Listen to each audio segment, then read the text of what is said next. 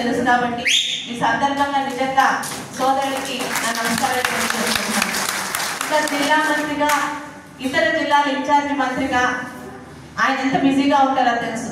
ముఖ్యంగా ఎయిర్పోర్ట్ వస్తున్నప్పుడు ఆయన కూడా చాలా మంది అన్నారు, ఎలాగో పోర్ట్ ఉంది కదా, ఎయిర్పోర్ట్ కూడా మీ దగ్గరే ఉంటుందని.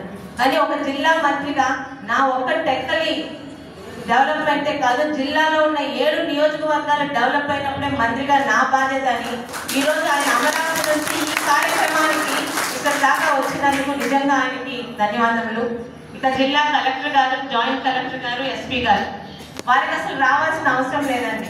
మనకుంటే ఇక్కడ ఎంఆర్ఓ గారితో, ఆర్డీఓ గారితో ఈరోజు మీ అందరికీ డౌట్ వాళ్ళు క్లియర్ చేయొచ్చు. కానీ ఒక జిల్లాని నడుపుతున్న 5 రథసారథులు ఇక్కడ ఉన్న మన యువ కలెక్టర్ గారు కూడా ఈరోజు వచ్చారంటే ప్రతి ఒక్కరికి ఒక ఆఫీసర్గా, ఐఏఎస్ ఐపీఎస్ చదువుకున్న ఆఫీసర్గా డెవలప్మెంట్ ఎలా జరుగుతుంది, డెవలప్మెంట్ మార్పుదల జరుగుతుంది మీకు చెప్పడానికి ఇక్కడికి వచ్చినందుకు ముఖ్యంగా పిలవగానే వచ్చిన ఈ పెద్దలందరికీ కూడా పేరు పేరున మా నియోజకవర్గం తరఫున ధన్యవాదాలు చెప్పుకుంటున్నాను. ఇందాక ఒకరు మాట్లాడారు, ఎందుకని శ్రీకాకుళం జిల్లాని వెనుకబడిన జిల్లా ఏళ్ళలో వెనుకబడింది.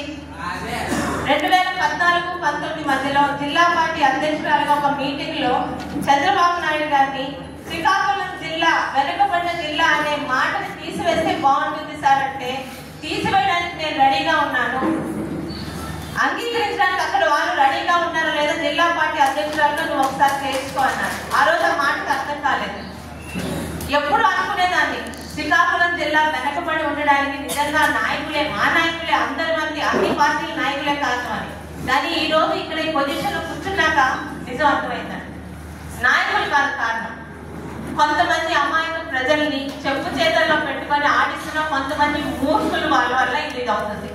నిజంగా ఈరోజు ఎమ్మెల్యేగా చెప్తున్నాను, నాకున్న టైంలోని 4 రోడ్లు ఇచ్చేసి, 4 పెన్షన్లు ఇచ్చేసి, 4 శిలాఫలకాలు ఇచ్చేసి ఇలా